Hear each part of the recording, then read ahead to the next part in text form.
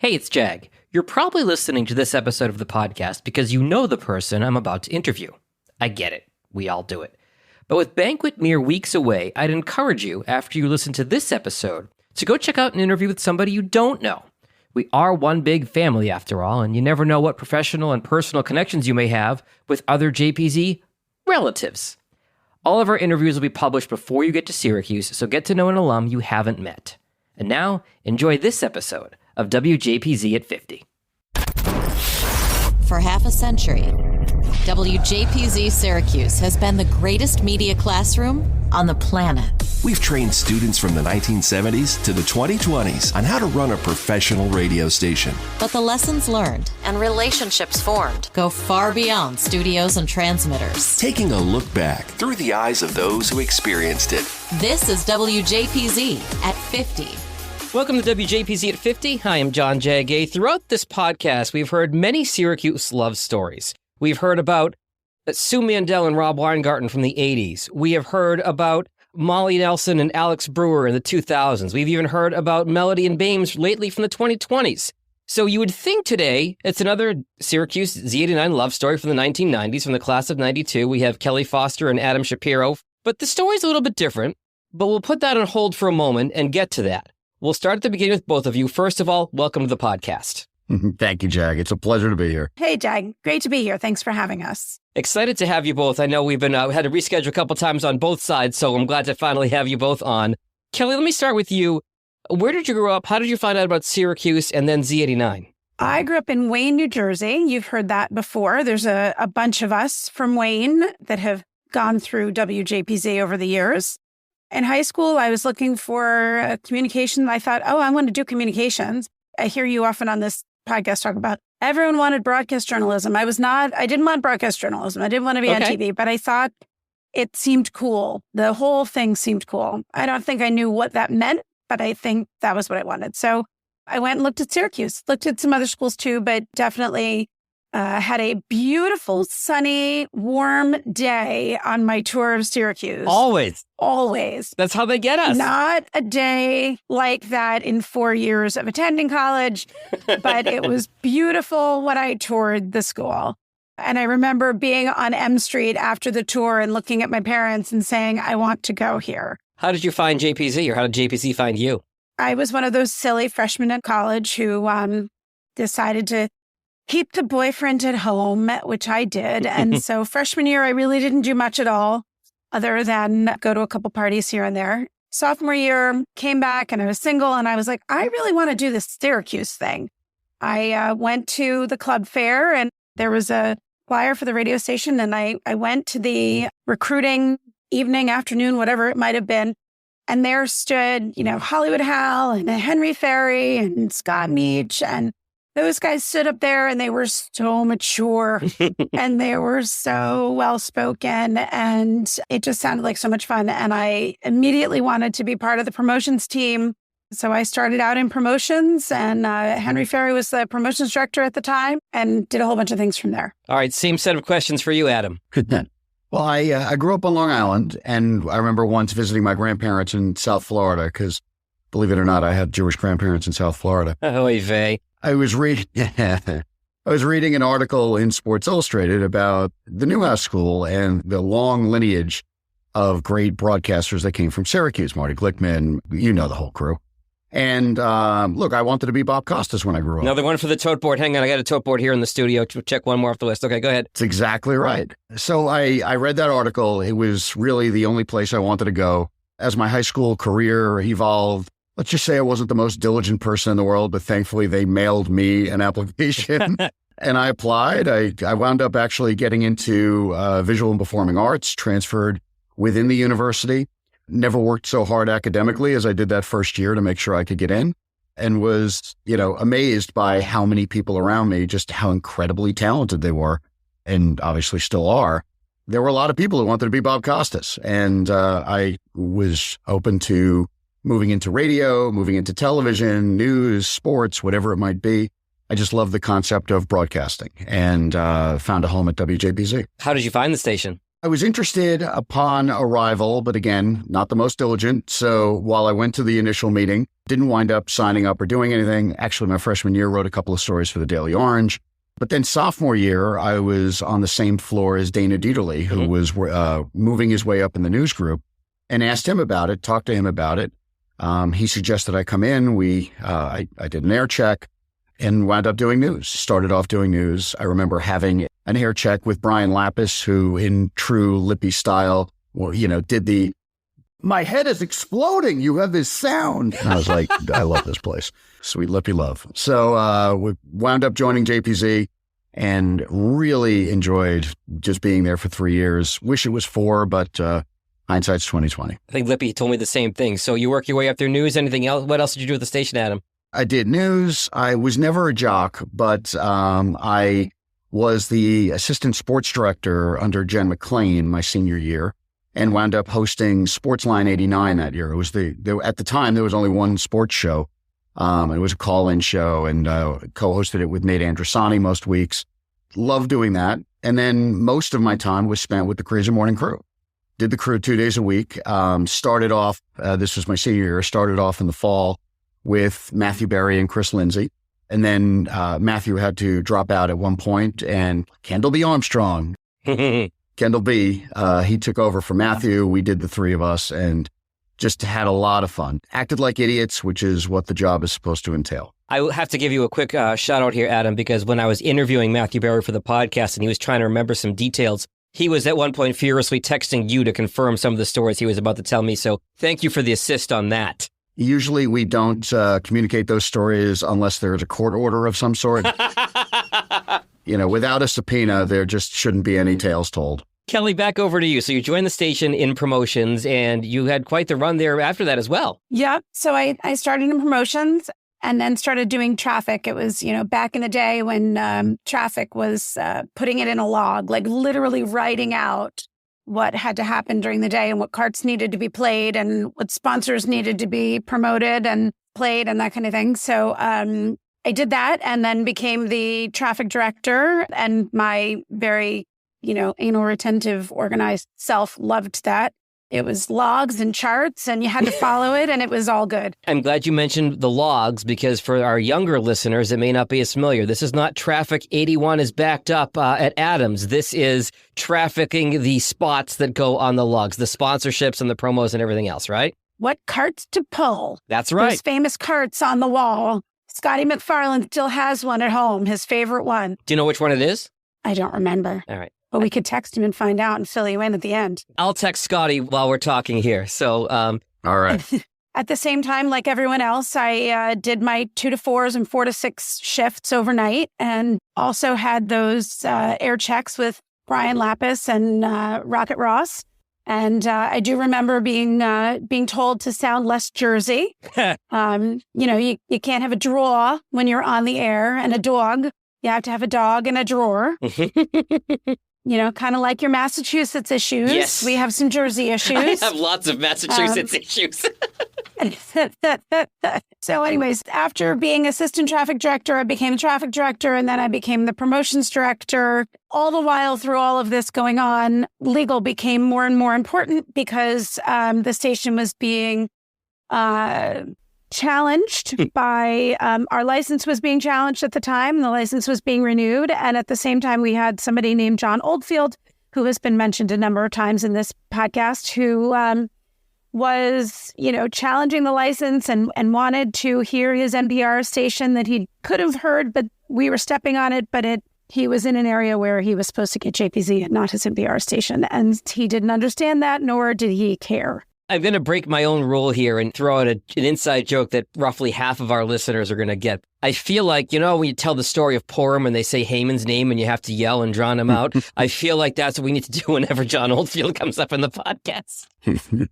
Pass around the Humintashen. We're talking Oldfield. The year he passed away, we toasted at the banquet.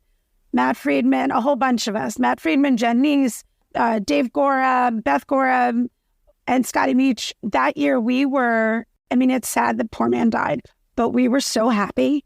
For the current students, that he wouldn't be a thorn in our side anymore. He's part of the history of 50 years of WJPZ. He is. He is.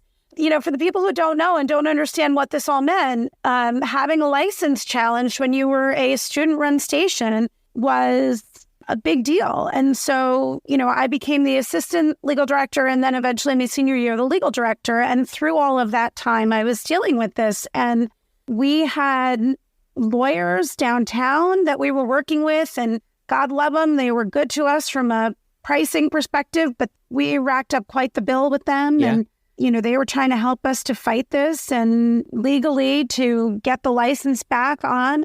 But all this time, and when the license was being challenged, there was something called a legal file that was a plain old file cabinet in the radio station that had to have our license in it. And the person on air had to have a license. And that file that was in the radio station, any person, and in this case, it was usually John Oldfield, could come into that station at any hour of the day and they could look for it, and they had to find those documents. They had to be easily found, and that jock that was on air had to be licensed. And he challenged it many times. I can't imagine this man is driving down from Oswego to walk into the radio station and demand to see the public file and just try to have a gotcha moment. At all hours. And, we didn't have cell phones, so we didn't have, the text, hey, legal director, get down to the station right now. This man is here. Right. I would go back to my dorm room or my apartment, depending on what year it was, and I would get a message on my voicemail. Your answering machine in the cassette. My recording device that sat next to my bed that would say, you need to come down. He was here. And it would be, literally all hours of the day. So it was crazy. It was really an important time. We had to be really diligent about making sure that we had all our T's crossed and our I's dotted and that everything was in line. And because we wanted to win, we wanted to get our license back. And we were the little powerhouse that was beating 93Q and all of these great things. But this was a big piece. You've heard a lot in all the stories from all the podcasts about all of the great promotions and giving away a car and all the money we were making and being able to give people commissions. Well, a lot of that was from this as well, because we had to pay the lawyers' fees. Right. And like I said, those lawyers charged us a fraction of what they could have charged us, but they had to charge us something. Sure. And I remember putting on my interview suit senior year. You have your suit for interviews for when you graduate. And I remember putting on my suit and going downtown, Kelly Sutton and I, and we had to go downtown and meet with these big lawyers and sign all this paperwork to make sure that they could go and fight this in court and get our license back. And it took a long time.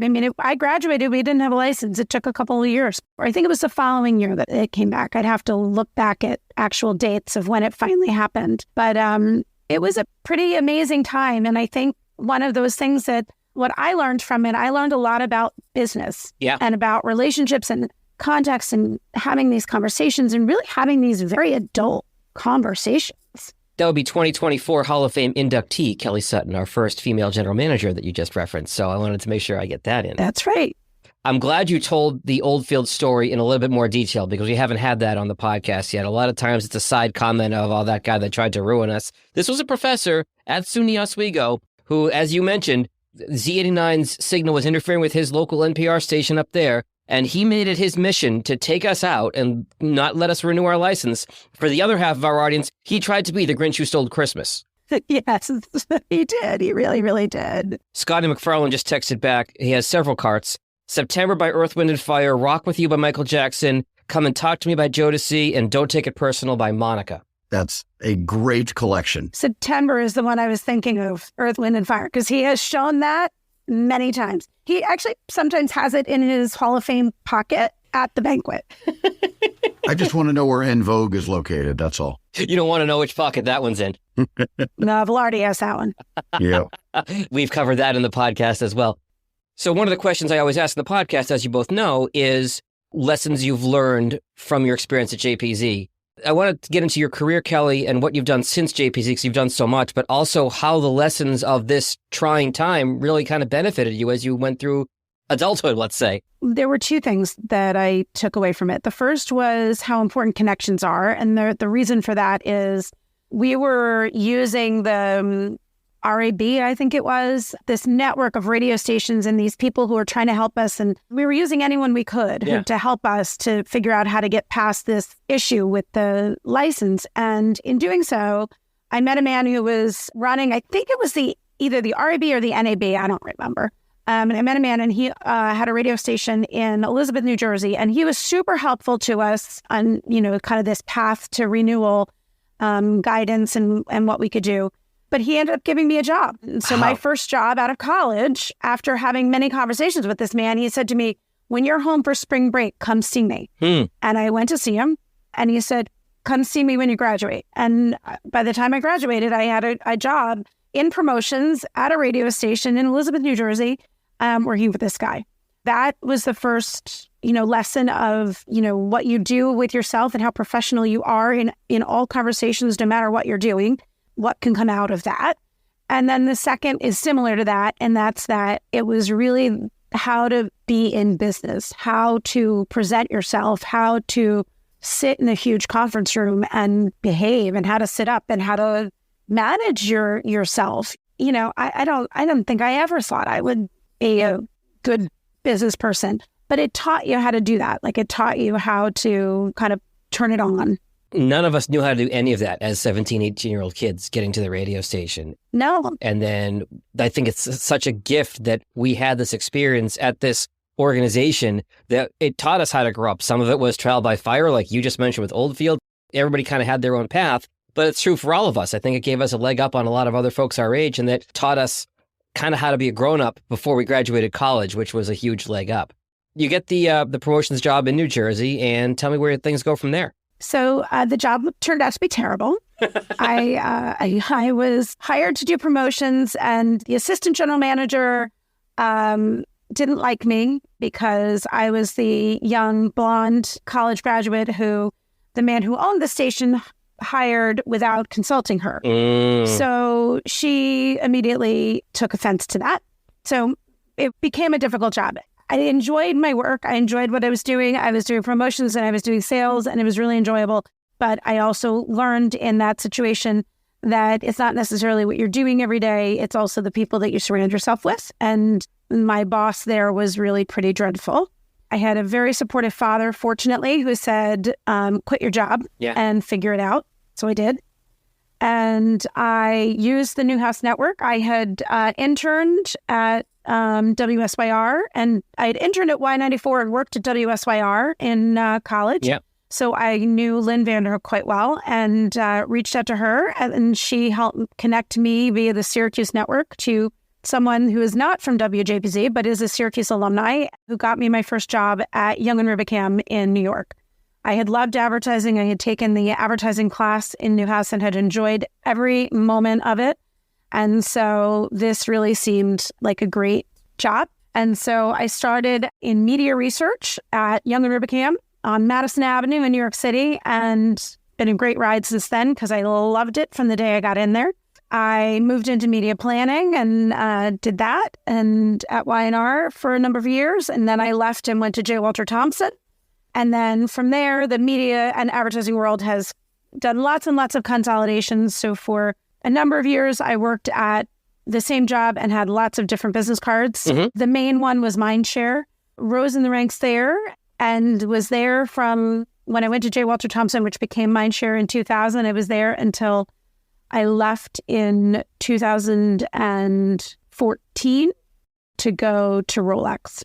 In the year 2000, I had moved to J. Walter Thompson to work on some .com businesses, which I quickly found I didn't like because they really didn't know what they were doing, and they weren't strategic, and they didn't have a vision. They just had an enormous amount of money. Almost like a bubble, you might say, at that time. There was a bubble. So when the person who was running the Rolex business left, I raised my hand and said, that is a business that I want to work on. That's a real brand with a consumer and a history and a heritage and a story to tell. So I was put on that business, and then I kind of kept it and worked on many different things, from American Express to pharmaceuticals to I worked on Estee Lauder and Revlon. So I've worked on all categories throughout my years in the agencies. But I always kept Rolex with me, and was fortunate enough to get recruited to go over to the client in 2014. And now I am the director of advertising for the United States and the Caribbean for Rolex Watch USA. It's quite a run, and we could probably spend hours on the career and the amazing things you've done, Kelly. But let me bounce it back over to Adam. Walk me through your journey from Syracuse to now? I know you had a lot of different things you've been involved with. Had a lot of different mailing addresses and different gigs through the years. Matt Friedman, by the way, I think I'm contractually obligated to mention Matt Friedman on this podcast, so I'm now done with that responsibility. I'll do it for you. Anybody that graduated around that time or overlap with Friedman, he's always my source of show prep, so I did consult him before getting you both on today. Okay. Well done. Oh, boy. From the time I graduated in 92 to 2004, I had 13 different mailing addresses. It was quite a journey. Started off in radio in lovely upstate Utica, New York, working the 4 a.m., the morning drive shift. Is never easy anywhere, but particularly during the winter in Utica, New York. Before the plows come out, you got to be at the office. So I spent quite a few mornings with a shovel in my hand at 3 a.m. That was a real treat. But loved the job. Learned a ton, learned how to write. And then I remember speaking with someone about a really good job in Detroit. And the $13,000 I was making in Utica, I said, all right, well, now it's Detroit. Like, this is where the money starts. And that was for $17,000. And I was like, you know what? Maybe this isn't the lucrative field that I thought it was. 33% raise. Started looking at television and applied to WSTM for a reporter job. The news director there thought highly of me, and he said, look, I have a mountain of tapes here, and I have a lot of reporters to choose from, but I have 2 resumes of producers. Do you think you could be our 11 o'clock producer? And thought about it and decided, yes, that would be a great idea. Worked with Matt Mulcahy and Jackie Robinson and Wayne Mahar at WSTM. Loved it. Really had a great experience there. And then Matt, one day, he knew I was a big fan of Vegas. He showed me a job opening at KVBC in Las Vegas and said, well, you should apply there. And I was like, all right, well, I'll take a chance. So I sent in a tape, sent in a resume, wound up getting hired to be the 5 o'clock producer there, and lived in Vegas for a year and a half as a 25-year-old. Oh, my God. Just for those who are listening, yeah, Vegas is a really good place to be 25 and young and stupid and single. Had a great time there. I didn't have to leave in the middle of the night with somebody coming after me, looking for my wallet. But really enjoyed Vegas and wound up working as the 6 o'clock producer at the NBC affiliate in Phoenix. Lived there for 2 years. Went to Miami, was the, I think, executive producer or senior producer of the WSVN morning show. That wasn't really a great mix of styles. I was a producer who thought in terms of delivering, news value. And look, that was the station where the phrase "it bleeds, it leads" started. They do what they do exceptionally well. I so admire and admired what they do and what they did. It just wasn't for me. And I wasn't overly healthy at the time, wound up coming home to Long Island, and then took over as news director for News 12's very hyper-local initiative that was going to be going under very soon. They kind of asked me to be the news director until they can put it to bed. They thought it would take 2 weeks. It wound up taking 6 months. And in that time, I said, look, if this is not going to happen so quickly, could I look at the resources we have and try to make better television of it? And this is where a lot of the Newhouse and Wjpz education came in. And we made actually pretty good television to the point where I didn't realize this was Chuck Dolan, the founder of Cablevision, the guy who founded HBO. I mean, a true legend in the industry. He came into the office one day. I didn't know Neighborhood News was his brainchild, his baby. Okay. And he came in and he shook my hand. He said, Adam, I didn't think that this channel would ever look this good. Wow. And I was immensely proud of that. He mentioned it to Pat Dolan, who was the head of all the News 12 networks. And Pat then hired me to be the first news director of News 12 Interactive. And that was my foray into digital. The reason I tell that story is because with News 12 Interactive, a very big Wjpz lesson came through, which is being better than the sum of your parts. So Wjpz, look, we didn't crack the code on a new format that nobody else could do. We didn't do sports and nobody else did sports. We didn't do news and nobody else did. But we had a phenomenally engaged, really excited and creative group of people making magic. And when we were with News 12, we hired a lot of people who were not coming from the major journalism factories to create really good, compelling digital content. And we actually won the National Edward R. Murrow Award one year, which I still think is one of the most proud moments of my career because we were much greater than the sum of our parts. I'm very proud of that. And then wound up doing more digital with WCBS. I was the managing editor of WCBSTV.com and then later was the executive editor of WNBC.com. And yes, the Howard Stern line can come in there. WNBC. It's just hard to resist. Had great experiences there. But look, along the road, had plenty of ziggies, some ups, some downs, but started getting into digital. And then from there, wound up on the entrepreneurial side, worked for image recognition technology, founded my own startup at one point, which, gave us a lot of sleepless nights here in the Shapiro household.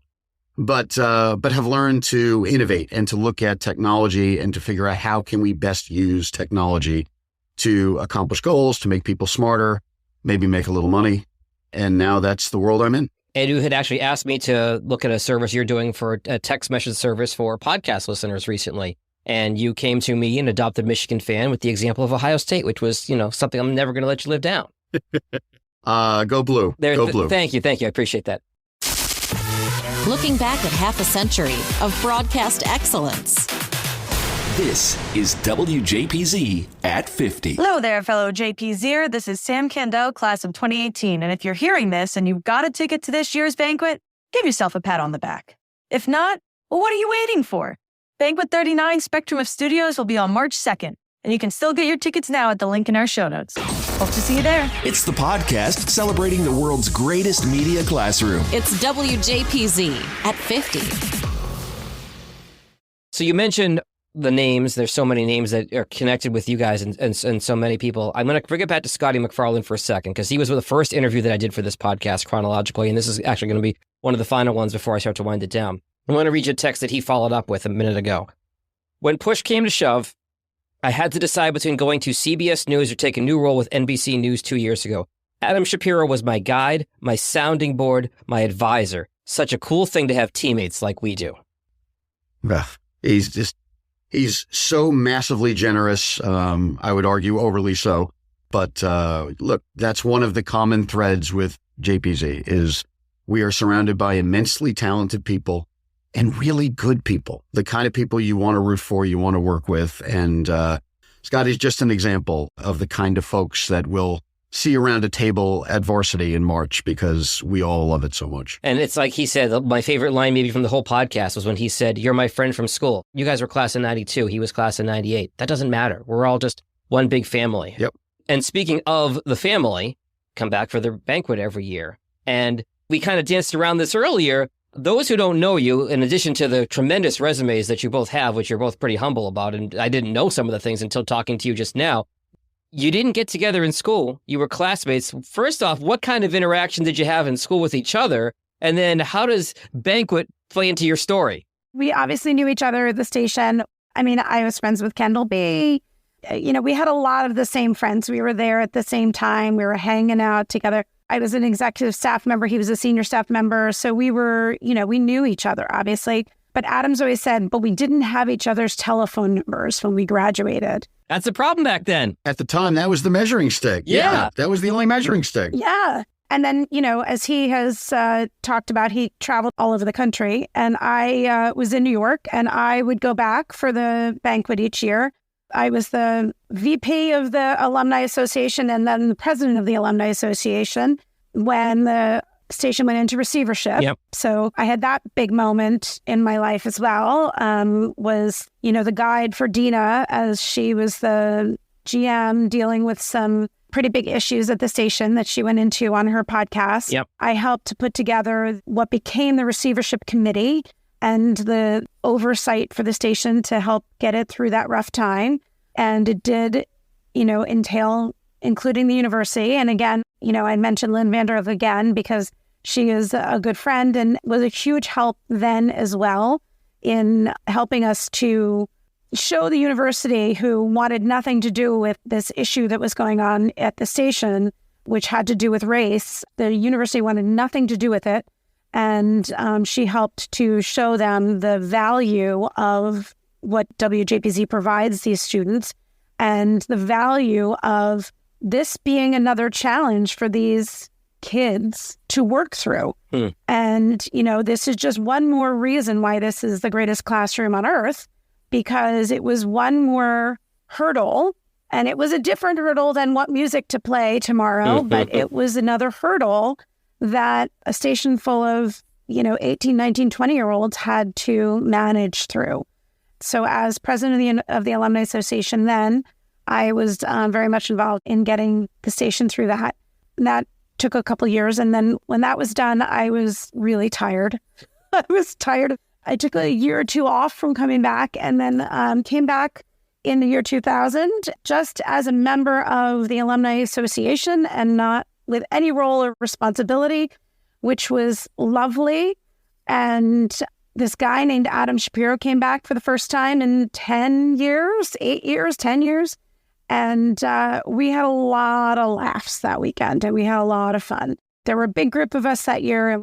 Just spent a lot of time together that weekend. Ended up singing karaoke at whatever the name of the bar in the Sheraton was at the time. It changes every year. Yeah.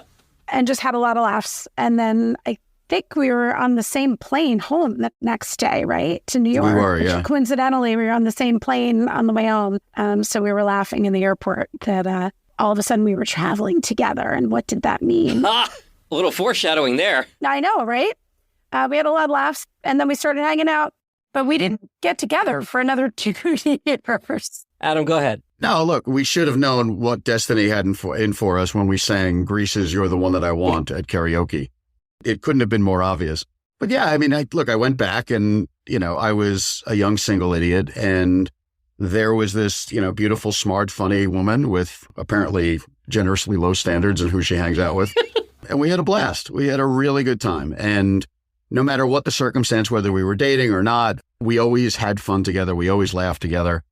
We weren't together on that wonderful night in April of 2003 when Carmelo Anthony and Jerry McNamara raised the championship. But I went out to a bar afterward with some folks in New York City, and Kelly was there. And I remember being so happy she was there. And in terms of the idiocy stuff in life, it was one of the greatest nights of my life, and she was there for it. In the real life, important thing stuff in life, like having children, getting married, all the stuff that really matters, she's always been there too. And I don't think that should be a surprise. She's terrific. She's a Hall of Famer and pretty terrific even when she's not wearing that orange jacket. Kelly, I'll give you the chance to reciprocate here. I don't know if I can. He's always the mushy one. I mean, look, he became my best friend. Like he said, like we had this time when we weren't together, but we were talking all the time. We were good friends. We'd go out to dinner. He became my best friend. And that, is the best part, right? And that's the foundation that I think makes it all work. We had a little bit of a road, but once we knew, we knew. Yeah. And it took us a little while to figure that out. Maybe we're not the brightest people in the world, but once we knew, we knew. I was 35 when we got married. Yep. We were not spring chickens, but when we got there, we knew that it was the right thing. Yeah. The Billy Joel song, You're My Home, was our wedding song because we realized we kind of finally figured it out. Yeah. Matt Friedman stood up at our rehearsal dinner and toasted us and said, I knew when I saw you guys singing karaoke at the banquet. And we were like, no, you didn't. But it was pretty funny. It's funny you mentioned getting married at 35. I got married at 36. And Adam, you and I haven't spent a lot of time together, but at a barbecue at Friedman's prior to a Wjpz golf trip that a bunch of y'all were going on, I remember I picked up you and Velarde at the airport, and we had a great conversation in the car on the way to Friedman's house about, being a little bit more sure of who you are, and when you're getting married in your mid-30s as opposed to getting married at 21, 22. And the benefits of that, it certainly works, for some folks who get married young, get married old, whatever. But the fact that you had figured out who you were as individuals and then you came together and now 2 kids, right? Yep. 2 kids and a dog, as you've heard. Well, but hopefully the listeners haven't if I edited this well. Yeah. I think you're absolutely right, Jag. I know that I was not capable of a real relationship when, in my 20s. Ditto.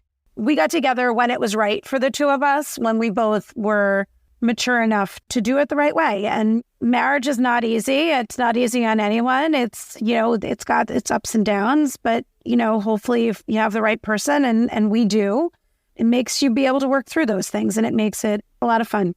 I'm just psyched that she used the word mature with me in it. That's pretty cool. Yeah. I have an 11-year-old son and Adam likes to be his age sometimes. Look, the key is, and, here's relationship advice. You guys should, you might want to subscribe to my newsletter. You should have a podcast. Yeah. Now, look, we have fun, we laugh, the whole thing, but we also have a very consistent approach to life in general. Treat people well, do the right thing, work hard. Parenting is not easy for anybody, but we have a very consistent message to the kids. Do it right. And that's part of what we have gotten out of JPZ is this is an organization of folks that like to do it right. And it's why we listen every Monday morning when a new podcast drops, is because you love to smile and say, I'm part of that club. That is very well put. What's interesting is for so many of us that met our spouses outside Syracuse, outside Z89, it's a big moment when you bring a +1 to the banquet because you are subjecting them to the whole insanity of this huge family that we all share. And some of them say, hey, I know this is important to you. I was happy to come, but you know what? Go yourself and enjoy your time with your college friends. And some say, wow, what a fun group. I'll come back. And there are some that are in the middle. But the interesting thing for the two of you is, and Friedman alluded this to me in a text earlier, your social circle is really tied together because your friends from school are your friends from school for both of you. Yeah. When we were not dating, we were both invited to Kendall B's wedding. Mm-hmm. So we were both friends with Kendall B from college. We flew out to California for Kendall and Alice's wedding on the same flight. And again, we had a blast with all of the people that you are at with a wedding with, all these people that we went to college with. We really had a lot of the same friends. Like we ran in the same circle. A few here and there that were different, but like for the most part, we had the same friends. Right. It's funny how that happens. And yet we really didn't hang out in college, and then we didn't hang out as much after college because Adam was, chasing the dream, moving to all these different cities all over the country, whereas I was in New York and, hanging out with a lot of the Syracuse people in New York, Betty Custon and, Steve Donovan told you all about, all the comedy nights. And, we had a blast going to see him do his comedy, when we were 26, 27 years old. Yeah. Your friend is on stage at like some club downtown that you can barely find. But it was a blast. And like, I think Jeannie talked about it too. And we had a lot of fun. And I think, then there were like, Adam wasn't really friends with Steve Donovan, but I was because Betty and I had grown up together. Our dads worked together. It all kind of comes back around, and I think having the foundation that we both have makes it easy for us as a couple. But then it's also nice to have those, 10-ish years where we did our own thing and we have other friends and other experiences and other things to talk about. Adam? Jag, I do want to point out on that trip to Kendall's wedding, for all of the people who first knew Kelly as, and she'll smile when I say the legal bitch. So like a lot of couples, we dated for a little while and then we had a relatively short breakup period and then we got back together. Yeah. And the wedding was during the breakup period. Oh, that's an important detail that Kelly left out. We were flying to L.A. and we get onto the plane and I was thinking to myself, boy, I was pretty sure we were sitting close to each other. She requested a seat change. I got upgraded. You got upgraded, yeah. So she didn't hang out with the riffraff. So you got upgraded to avoid sitting near Adam? Yeah. Wow. She did. Okay. She did. I wasn't sure what I was going to say to him for 4 hours. That's fair. 5 hours to LA. Yeah. You know what? I'm not sure I can carry a conversation for more than 2 anyway. But I also had the leg room. I got upgraded. I had more leg room. Yeah. Thank Long you. flight. It's all about the leg room, sure. Yeah. If anybody needs leg room, it's Kelly. I'm 5'2". Who doesn't need real leg room when you're 5'2"? So, yes, she can play hardball, but she's all right. I don't take back any of the nice things earlier. I made him work for it. She did. As any smart woman would do. Yeah, for sure. That's right. I remember when my mom turned to me and said, you do mean it this time, right? Like, I mean, this is the real thing. Kelly's too special to not be, fully committed. And I was like, yes. Now I needed my family nagging me about her. Always listen to Mom. Mom always knows. That's the way it goes. We've covered a lot of ground today, Adam and Kelly. I don't want to be remiss and not ask you about funny stories you have from the station. And this could be its own separate podcast, knowing how plugged into the Alumni Association and friends to this day, 30 years later, you both still have. But give me, if you would, a funny story or two from your time at Z89. Well, being part of the Crazy Morning Crew was just a blast. And I mentioned before, working with Matthew Berry and Chris Lindsay and Kendall. And there was one stretch of time where the American Gladiators were coming to Syracuse. You may have seen the documentary recently, or you may remember the show, but it's a lot of, overly inflated human beings beating the living daylights out of other folks as a reality show competition type thing. They were promoting it by saying, we're going to be doing American Gladiator tryouts. Now, obviously, you guys have seen me in person. You know that I'm a natural for this kind of thing. And we started making a bit that Adam was going to be trying out for the American Gladiators. I did. I took a Z89 t-shirt. I cut off the sleeves. I tried to make it look as Hulk Hogan as possible. But Shapomania wasn't running wild. They did not take me for the American Gladiators. But I did go down there and I started going through the tryout routine. I was eliminated fairly quickly, but my American Gladiator name was Torso, and Torso did not make the cut. Were you filing live reports, giving them updates? How far did the bit go? I was. I did a couple of call-ins. We had a good time. Look, we were all idiots, and the whole desire to do something funny and weird and, just kind of try stuff is what makes JPZ great. Well said. Kelly, any stories that stick out to you, funny or otherwise? I don't have a lot of funny stories from the station because I was the legal bitch, as you've heard. I tried to keep it broad. I said funny or otherwise. Just memories or moments you stick out in your memory from your time as a student.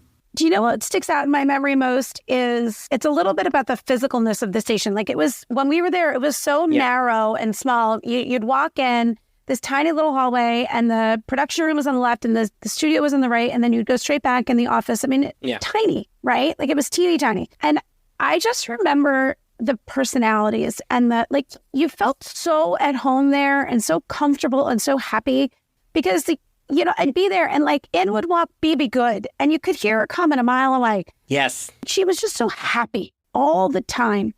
And it just warmed your heart, and Goofy Betty would follow behind and just make everybody laugh. And just this series of people. I mean, Lippy, God, sweet Lippy Love, he was everywhere. And then, Donovan went, later on. And to me, that's the part that I remember the most, the warmth. And Beth Russell at the time. And I remember being in the production studio with her one time. We were trying to voice over something, but we couldn't do it. We were laughing so hard. Every time we try to do it, we'd start laughing and you just couldn't get through it. It's little moments like that. And I think that that's the warmth of the station and the warmth of the friendships that we've made and the relationships that we have because of it that just make you feel good. And, everybody makes you laugh. And it's a good laugh. It's a good, comfortable, fun, happy laugh. That, I think, is the perfect place to leave it with just that overall feeling of the station, whether you graduated in 76 or 23. It really has that je ne sais quoi about it. And I want to thank you both for coming on the podcast, knowing the larger group of alumni of the station, and it really has been a privilege to get to know so many through 110 plus episodes of this podcast. This series would not have been complete without the two of you and your story. So I want to thank you both for coming on and sharing your story.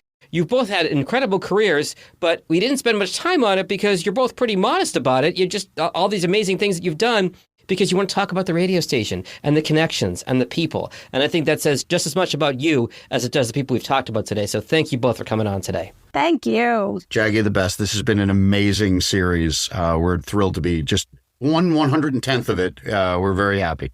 Yeah. No, thank you so much for having us. And I listened to all of them. I haven't listened to all of them. There's too many. But I think what you've done is tremendous. It's a tremendous history. Thank you. Scott Meach and I laugh because we both have piles of things from the Alumni Association early years in our basements, just paperwork that we don't know what to do with. But this really puts the history together in a way that we've never really figured out how to do before. And so kudos to you for that. That means a lot. I really appreciate it. Thank you. Jag, your wings are ready.